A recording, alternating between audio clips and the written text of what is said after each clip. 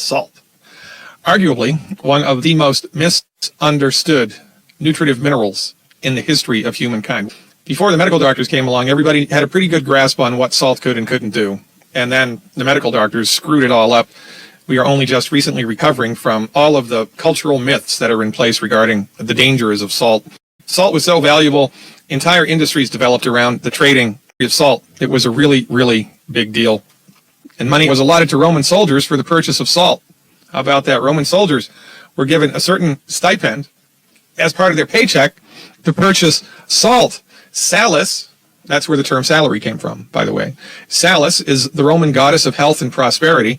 Even the word salad originated from the Italian salata, as the Romans often ate dishes of assorted raw vegetables with a brined dressing, salt high dressing. Isn't that interesting? And one of the things that has made salt so important, historically, was because before refrigeration came around, salt was used to preserve food. They would salt meat, they would salt fish, they would saturate any type of animal protein that they were attempting to preserve with salt. And the reason that salt was so good at this is because when you salt a protein, when you salt animal flesh, it changes the pH of whatever you just salted and makes it virtually impossible for bacteria or microbes to feed and breed. So when you salt meat or fish or poultry or any protein, animal protein, you eliminate the presence or the possibility of a bacterial or a fungal or any type of microbial growth on that food, and so it'll last for a long, long, long time. The medical doctors came along and said, potassium in salt is going to cause high blood pressure and everybody needs to go on a salt-restricted diet. That, of course, was at the same time that they recommended everybody stop using butter and replace it with margarine. Really kind of a bad idea. Stop cooking with butter and start cooking with Crisco, and thus was born, decades of heart disease. And nobody went to jail. Nobody's hands were slapped, and don't get me started. Interesting, because according to the American Journal of Medicine, they did a really nice study on this. This, by the way, was published in September of last year, September of 2017. Here's the abstract of this really, really interesting article. The salt blood pressure hypothesis states that an increase in the intake of salt leads to an increase in blood pressure, and subsequently an increase in the risk for cardiovascular disease, which has been a point of contention for decades. This article covers the history and some of the key players pertaining to the salt wars during the first half of the 1900s, both in Europe and the U.S. Early studies finding benefit with salt restriction in those with high blood pressure were based on uncontrolled case reports. The overall evidence in the first half of the 1900s suggests that a low salt diet was not a reasonable strategy for treating hypertension, and yet the medical doctors ran it up the flagpole anyway. And I'm the quack. More and more and more studies, right, showing that there's no relationship between salt intake and high blood pressure. It doesn't exist. You can overdo it with salt the same way that you can overdo it with water. But the way that most people consume salt has zero negative effect on your blood pressure. Let me say that again, zero negative effect on your blood pressure. This myth was yet another example of a failed medical philosophy. And the halls of conventional medicine, MD-directed allopathic centrist, allopathic pharmaceutical centrist medicine, the halls of that system of medicine are littered with failed theories, and salt is among one of their largest. Let's take a look at it from, a chemical point of view, a molecular point of view, a kind of foundational scientific point of view. The molecule of salt is called sodium chloride, and the chemical initials for that, the chemical abbreviation for salt is NaCl. Na stands for sodium, Cl stands for chloride. And here's how the sodium and chloride atoms line up in order to create a molecule of salt, or salt. This is why if you look at the cube, it's a cubal structure. Right? It's interesting how nature, adheres to the platonic solids, right? The squares and solids and triangles and pyramids and dodecahedrons and so forth. When you look at salt crystals under a microscope, they look like little eeny-weeny teeny cubes. And this is because of the molecular structure that they are made from. When you stick a chloride and a sodium atom together, and then more and more and more, for whatever reason, they line up into a cube. Isn't that interesting? It's fascinating, quite frankly. Okay? So, right, all of this begs the question, well, what the heck do we even need to use salt for in the first place? Who cares if the Romans paid their soldiers money to buy salt? Who cares? That's all Dark Ages stuff. We don't care about that. We're 21st century modern thinkers. What do we need salt for, Dr. Glidden? Well, one small thing, it keeps you alive. Salt is an electrolyte. Sodium chloride is an electrolyte, and as is calcium and phosphorus and zinc, and many minerals are electrolytes. What an electrolyte is a mineral or a substance which, when dissolved in water, creates ions which carry an electric charge. Your body is a battery. Did you know that? All the acid in your stomach, right, digests food and removes electrolytes from it, and then the electrolytes enter into your bloodstream, and it's the electrolytes in your bloodstream that help electrical impulses in your body run through your body. So without salt, we would die, because it's one of the major electrolytes in the body. That's why your tears taste salty. That's why your blood tastes salty, because the electrolytes from sodium chloride are an essential part of your overall health. For goodness sakes. It helps to regulate your blood pressure, helps to regulate your heartbeat, helps your muscles to constrict and relax. It regulates the pH of your body, which is really very important. The body has 4 buffering systems that it uses to keep a tight control over how acidic or how alkaline it is. And if you get too alkaline or too acidic, it's not good. So the body wants to keep you right in the Goldilocks zone. Salt is very important for helping maintain the proper pH. It optimizes insulin sensitivity. It optimizes stomach acid production. One of the main causes of heartburn is not enough salt, because your body needs the chloride from sodium chloride to make hydrochloric acid, which is the main digestive acid in the stomach. So if you're salt deficient, you're going to be chloride deficient. If you're chloride deficient, you're not going to have enough stomach acid, and you're not going to be able to digest food properly. That's going to create heartburn. Oh, I thought the medical doctors told you it was too much acid. Well, they also told you salt was bad for you. Again, I'm the quack. Probably be a good idea. A good strategy moving forward is whatever your medical doctor tells you to do the opposite. For goodness sakes. This is kind of a big deal. This might not seem like a big deal, but this one here, the stomach acid thing, is really a big deal, because think it through.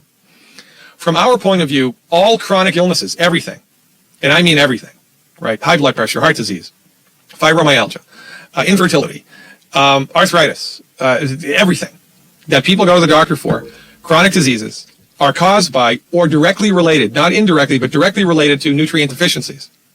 Essential nutrients are mandatory if the body is going to optimize its health. How does the body get essential nutrients into the bloodstream? Well, they have to be in the food that we're eating. Now remember, because of the way that food is grown, many of the minerals are not in the food anymore. Some of the more minerals used to be in the food historically than now, but even back in the day, there weren't enough minerals.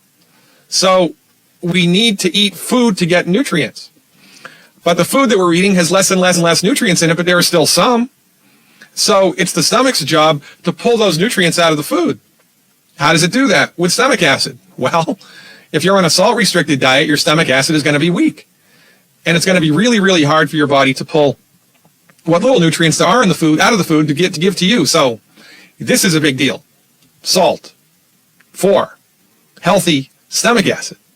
A big, big, big, big, big deal. I think the most important thing about salt is it completely mystifies your medical doctor. They're clueless about it. They've always been clueless about it. One more reason, quite frankly, as far as I'm concerned, to fire your medical doctor. I mean, think it through. It's the only profession in the world that can be wrong and wrong and wrong and wrong and wrong and wrong and wrong and wrong and wrong. Then they get something right and everybody gives them a pass. And that's all because of the medical monopoly. We haven't had a free medical market here for a long, long time, since 1912. That's a long time. So, drum roll, please. You need salt. Now, the question is, how much salt should I eat, Dr. Glidden? Well, it's an easy question to answer. You let your body be the guide. Put salt on your food so that it tastes good. If it tastes too salty, you've used too much. All right? I am your steadfast advocate for health. I hope you learned something. I did. It's a fascinating subject to kind of sink your teeth into, especially if you salt it first. God willing, and the creek don't rise. I'll see you next time. Thanks for your help. Thanks for your support. You probably need more salt than you think. Just this month, the FDA set a new goal for lower salt in American packaged foods. I'm sure you've been told to eat less salt or sodium to be healthy and prevent heart attacks. But have you heard of the Korean paradox? Average Koreans eat a very salty traditional dish called kimchi at every meal. The average Korean eats around 4,000 milligrams of sodium per day, more than twice what the US dietary guidelines recommend. Despite this, South Korea has one of the lowest rates of heart disease in the world. In fact, one study found that the more sodium Korean people ate, the less heart attacks they had. This 2014 study found that based on data from 102,000 people, low salt is quite bad for heart disease. In fact, the data shows that actually eating the amount of sodium the US Dietary Guidelines recommends would be worse for your health than eating 6 times that amount. Salt. Are you getting enough?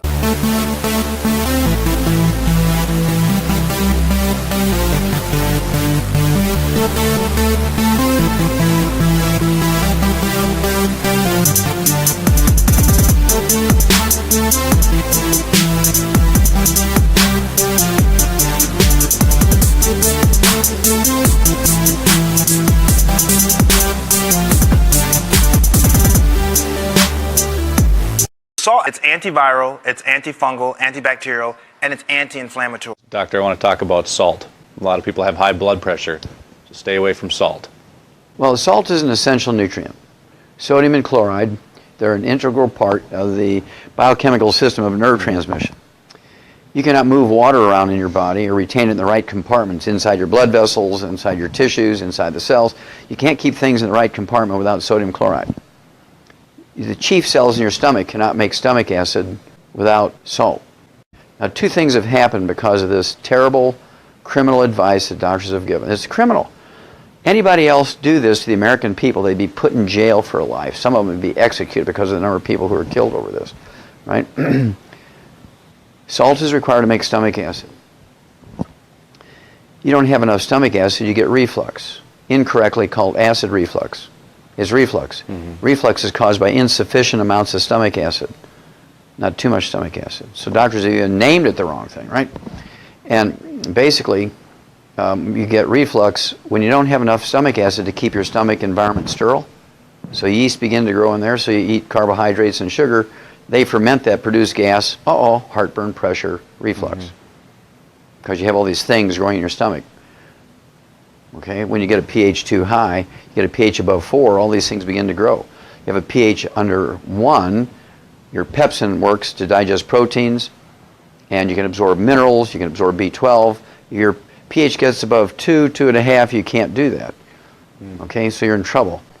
It's absolutely criminal that these 750 people who died were all ones who were on a salt-restricted diet. They're all seniors who were on a salt-restricted diet. They died of heat stroke because these doctors didn't have the courtesy to call these people up and good manners just to call up and say, look, whether you believe in the salt-restricted diet or not, right now you need to put a couple of tablespoons of salt in a gallon of water, be sipping on that until the heat wave goes away. But they didn't do that. And so all those people who died of heat stroke, who were under the care of doctors who were on a restricted salt diet, those doctors should be put in jail. 30 people out of 100 in America now have celiac disease and have trouble absorbing nutrients, and as a result, there's people with 25 legitimately diagnosed diseases, which are all nutritional deficiency diseases.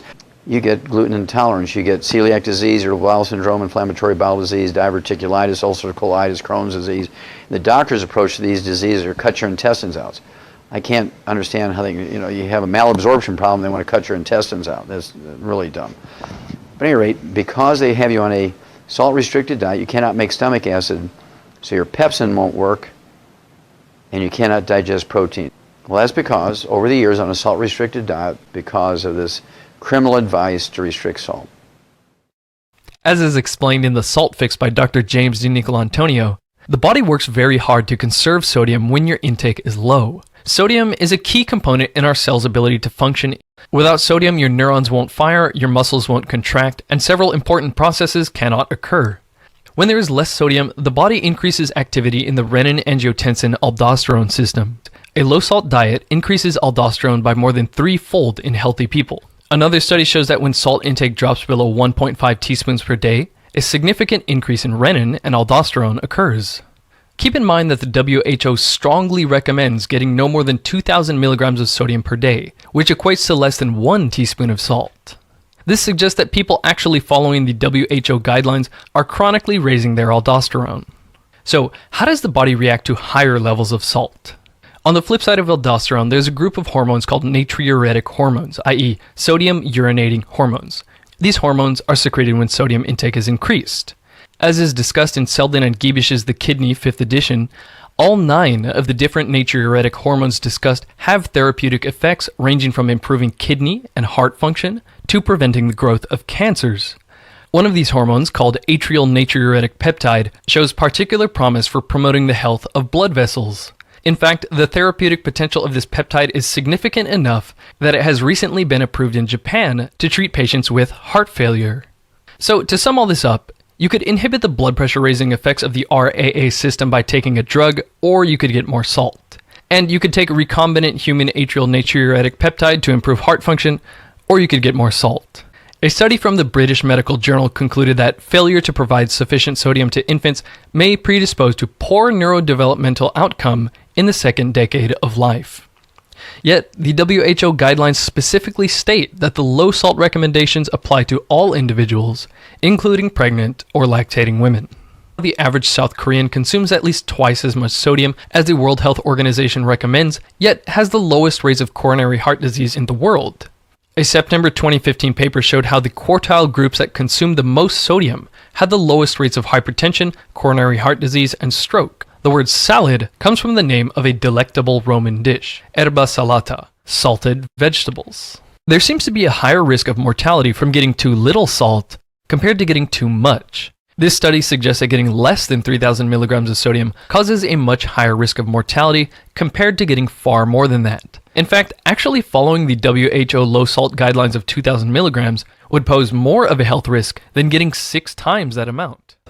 Salt has several very important functions. It's needed by the heart to pump blood properly, it's needed by the stomach to facilitate digestion, and it is necessary for bone formation and bone strength. It's a key component in cell-to-cell communication and the optimal transmission of nerve impulses to and from organs like the heart and brain. As is explained in the Washington Manual's Endocrinology Subspecialty Consult, at particularly low sodium levels, patients may present with neuropsychiatric signs and symptoms ranging from muscular weakness, headache, lethargy, ataxia, and psychosis to cerebral edema, increased intracranial pressure, seizures, and coma. What's important is that the adverse effects to health increase much more rapidly when you are under this range rather than above it. Based on the data here, eating 6 times as much salt as is recommended by the US dietary guidelines would pose less of a risk to your health than actually following the guidelines. Animals have a very strong innate drive to acquire salt specifically, just like they would go to great lengths to acquire water or food when thirsty or hungry. Elephants will uproot entire trees to get at the salty soil under the roots. Gorillas will chew on rotting wood to eat the salty microbes, and some animals will drink urine due to its sodium content. As the 17th century Chinese scientist and encyclopedist Song Yingxing said, "There are in the world 5 tastes. A man would not be unwell if he abstained for an entire year from either the sweet or sour or bitter or hot. But deprive him of salt for a fortnight, and he will be too weak to tie up a chicken." Salt was the most important ingredient. Of course, they would store things in salt to keep them from going bad. But salt is like a super food, and we all should have it in our diet. It's rich in minerals. What you want is natural salt. What I like about the pink Himalayan crystal salt is it's 250 million years old out of the Himalayan mountains. So this is long before we had toxicity. So you're getting it pure. You're also getting about 50 of the natural trace minerals that your body requires to activate enzymes in your body. I wouldn't see it as a complete mineral supplement, but you're getting all these minerals along with the sodium. And sodium is very important for your body as well, as I said, to normalize blood pressure, but also to keep your body from it gives your body the right balance of minerals so that you can hydrate. If you don't have salt in your body can't hydrate properly. Your body will start holding on to water.